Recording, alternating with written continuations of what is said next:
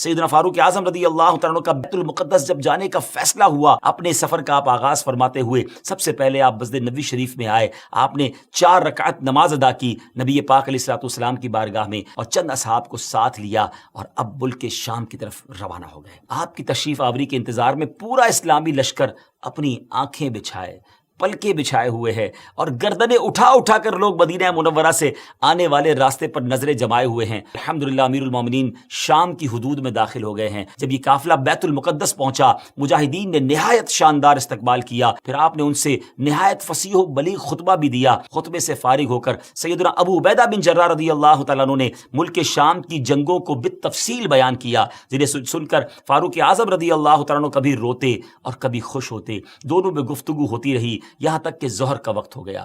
مؤذن رسول سیدنا بلال حبشی رضی اللہ تعالیٰ عنہ، جو نبی پاک علیہ الصلوۃ والسلام کے دنیا سے پردہ فرمانے کے بعد مدینہ طیبہ سے ملک شام چلے آئے تھے، لشکر اسلام میں شامل ہو کر وہ بھی جہاد میں مصروف ہو گئے تھے۔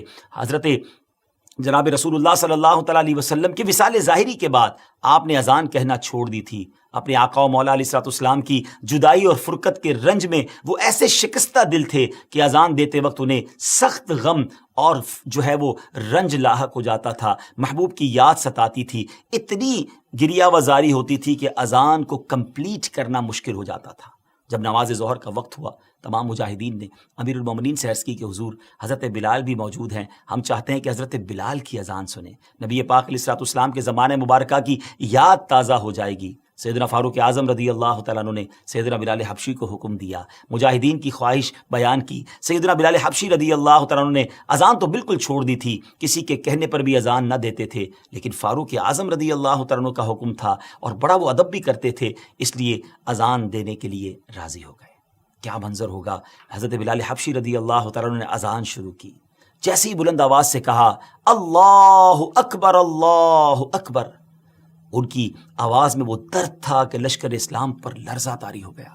مجاہدین کی آنکھیں اشکبار ہو گئیں، محبوب اکرم کا زمانہ یاد آ گیا۔ اللہ اکبر، شام کی سرزمین میں مدینے کی یاد تازہ ہو رہی ہے۔ اس وقت رسول پاک علیہ الصلوۃ والسلام کے دیدار سے اپنی آنکھوں کو ٹھنڈا کیا کرتے تھے، مگر وہ دیدار اب کہاں نصیب۔ تمام مجاہدین شدت غم سے کانپنے لگے۔ سیدنا بلال حبشی رضی اللہ تعالیٰ عنہ اشہد ان محمد الرسول اللہ پر جب پہنچے تو پورے لشکر پہ ایک کوہرام مچ گیا۔